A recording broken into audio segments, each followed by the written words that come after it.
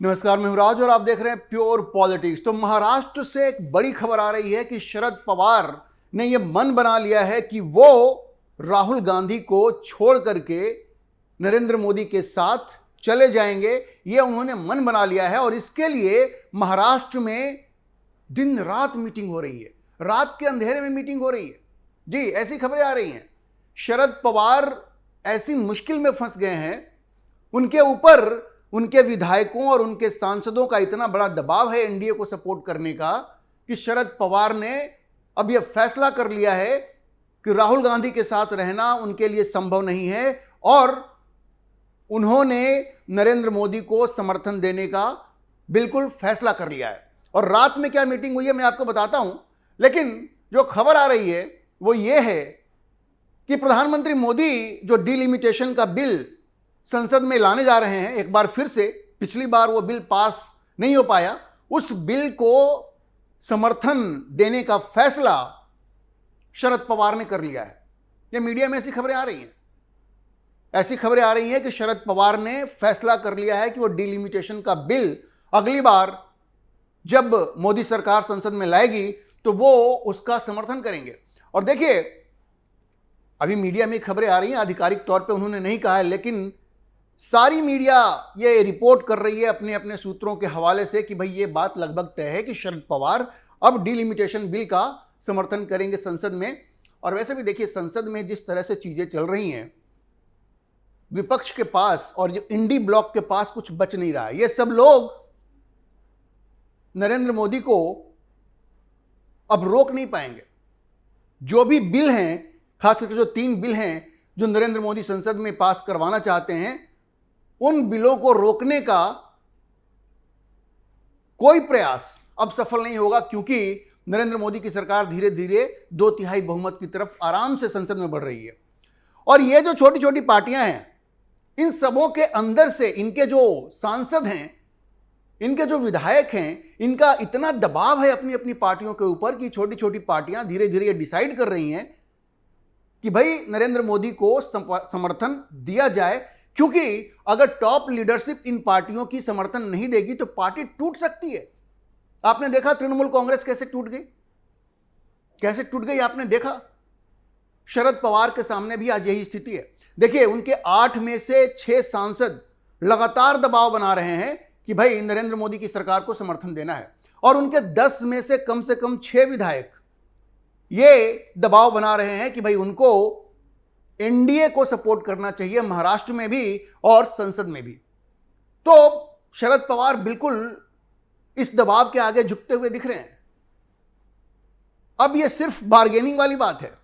वो अपनी बेटी को केंद्र में मंत्री बनाना चाहते हैं, 2 मंत्रालय उनको चाहिए महाराष्ट्र में कम से कम, और वो एक चीज और भी देख रहे हैं। अभी मैं आपको बताऊंगा कि किस मीटिंग को लेकर के वहां एक बवाल हुआ है। एक रात में जो मीटिंग हुई है, आधी रात में जो मीटिंग हुई है, महाराष्ट्र के मुख्यमंत्री देवेंद्र फडणवीस और शरद पवार गुट के नेता जयंत पाटिल और जो सुनेत्रा पवार हैं, अजित पवार का जो गुट है, उनके नेताओं के साथ जो मीटिंग हुई है देवेंद्र फडणवीस की, उसने महाराष्ट्र में भूचाल ला दिया।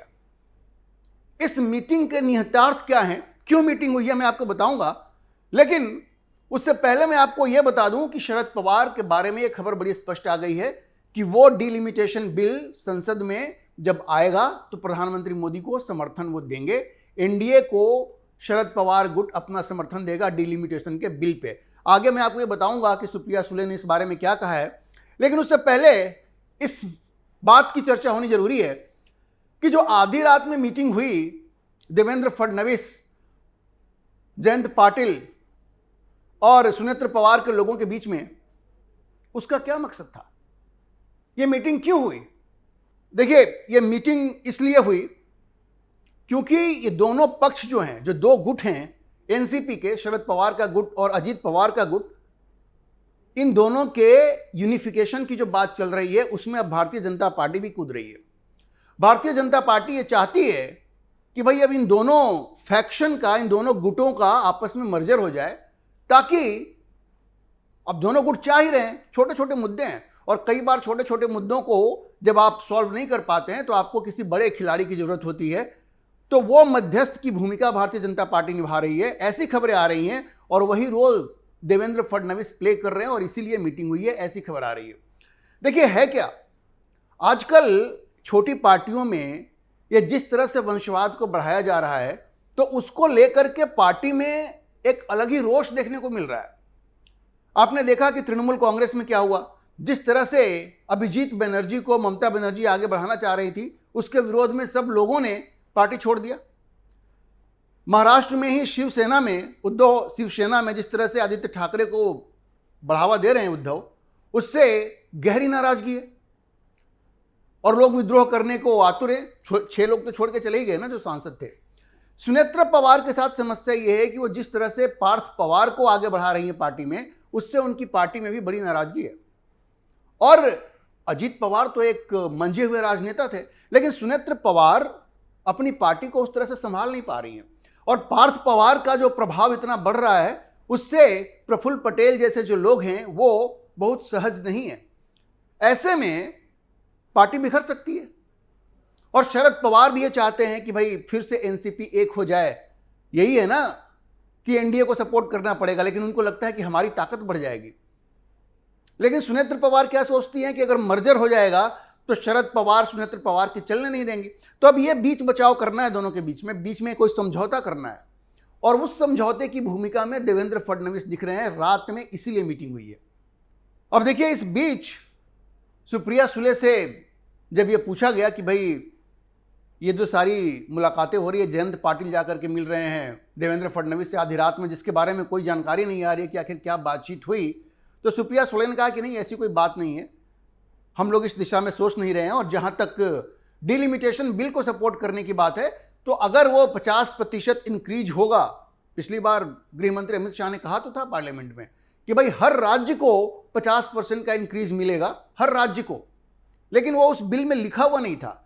इस बार जब बिल आएगा, संशोधित बिल, तो उसमें यह लिखा हुआ रहेगा कि हर राज्य को 50% इंक्रीज मिलेगा सीटों के संदर्भ में। मतलब किसी का कोई नुकसान नहीं होने वाला है, वो पॉपुलेशन से उसको नहीं जोड़ा जाएगा। हर राज्य की सीटें 50% बढ़ेंगी और इस बार उसमें लिखा हुआ रहेगा। तो सुप्रिया सुले ने बड़ा स्पष्ट कर दिया कि अगर ये उसमें लिखा हुआ रहता बिल में, जो कि गृह मंत्री अमित शाह वादा कर चुके हैं, तो हम उसको सपोर्ट करेंगे। बड़ा स्पष्ट है कि पार्टी ने मन बना लिया है कि उसको सपोर्ट करना है। अब आपको याद होगा कि संसद में ये जो 131वां जो संशोधन बिल आया था, जिसमें कि ये प्रावधान था कि लोकसभा की जो सीटें हैं वो तकरीबन 850 हो जाएंगी और उसमें महिला रिजर्वेशन भी होगा 33%, लेकिन ये पास नहीं हो सका था क्योंकि 2/3 बहुमत सरकार के पास उस वक्त नहीं था।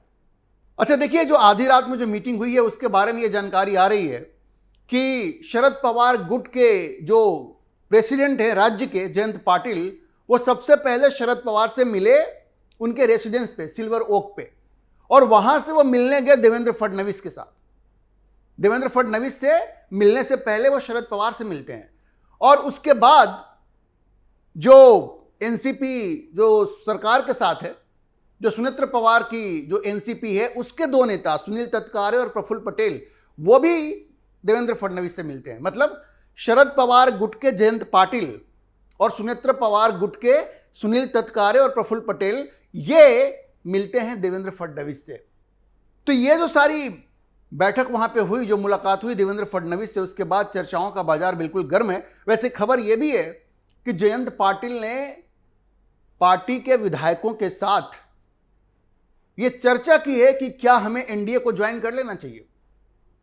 खबर यह है कि जयंत पाटिल ने अपने विधायकों को यह समझाने की कोशिश की है कि भाई ज्वाइन कर लेने में ही समझदारी है। अब समझाने की जरूरत तो है भी नहीं। वैसे खबर तो यह है कि 10 में से 6 विधायक तो बिल्कुल तैयार हैं। ये 4 विधायक है, सिर्फ उन्हीं को समझाने की जरूरत है।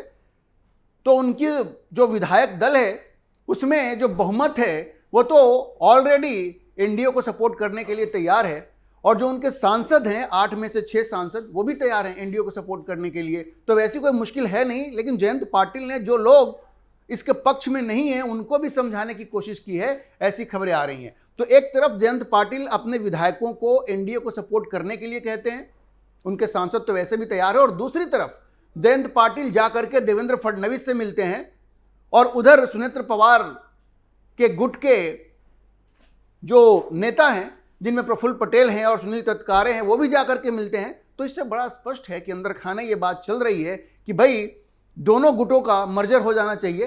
पहले शरद पवार तो ये चाहते थे कि कांग्रेस के साथ उनका मर्जर हो जाए, लेकिन वो बात बनी नहीं, क्योंकि कांग्रेस जिन शर्तों पे मर्जर की बात कह रही थी उसे शरद पवार ने स्वीकार नहीं किया। तो उसके बाद शरद पवार को ऐसा लगा कि भाई अगर अपनी ताकत बढ़ानी है तो जो अजीत पवार का गुट है उसके साथ ही मर्जर होना चाहिए, और अब उसके लिए प्रयासरत हैं। लेकिन उसमें प्रॉब्लम यही है कि उनको एनडीए के साथ जाना पड़ेगा।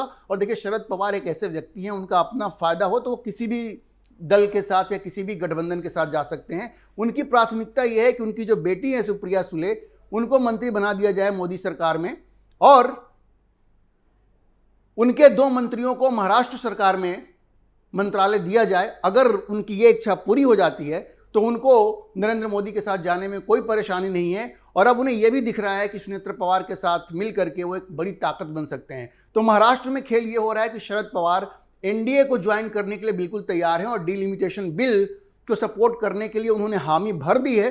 अब यह आधिकारिक तौर पे इसकी घोषणा नहीं हुई है, लेकिन बड़ा स्पष्ट है कि संसद में जब भी यह डिलिमिटेशन का बिल आता है तो शरद पवार और उनकी पार्टी इसका समर्थन करेगी। और यह भी हो सकता है कि तब तक ये जो दोनों गुट है इन दोनों का मर्जर हो जाए और एकीकृत एनसीपी डिलिमिटेशन बिल को सपोर्ट करे। तो महाराष्ट्र में बड़ा खेला हो रहा है। एक बात तो तय है कि महाराष्ट्र में जो खेल हो रहा है उससे दिल्ली में नरेंद्र मोदी को मजबूती मिलेगी, एनडीए और भी मजबूत होगा, और जो 3 बिल जो नरेंद्र मोदी संसद में पास करवाना चाह रहे हैं 2/3 बहुमत से, उनको पास कराने में उनको और ज़्यादा सहूलियत होगी। तो अभी नज़र बनाए रखिए, नरेंद्र मोदी की ताकत जैसे बढ़ रही है, वो लगातार बढ़ रही है, और जो विपक्षी पार्टियां वो लगातार टूट रही हैं, चाहे वो तृणमूल कांग्रेस हो या उद्धव ठाकरे की शिवसेना हो या अब शरद पवार जिस तरह से मुश्किल में दिख रहे हैं। तो विपक्ष में बिल्कुल बिखराव है और नरेंद्र मोदी की ताकत लगातार बढ़ रही है। ऐसे में भारत में कम से कम एक चीज़ तो है कि केंद्र में जो लोग ये उम्मीद कर रहे थे कि नरेंद्र मोदी कमज़ोर होंगे, उनको बड़ा धक्का मिला है। नरेंद्र मोदी धीरे धीरे और मजबूत होते जा रहे हैं। अभी के लिए इतना ही। हम इस खबर पर नजर बनाए रखेंगे और आपको अपडेट करते रहेंगे। इस विषय पर आप क्या सोचते हैं, अपनी राय कमेंट बॉक्स में जरूर लिखें। और अगर आपको वीडियो पसंद आया हो तो आप इसे लाइक करें, शेयर करें और हमारे चैनल को सब्सक्राइब जरूर करें।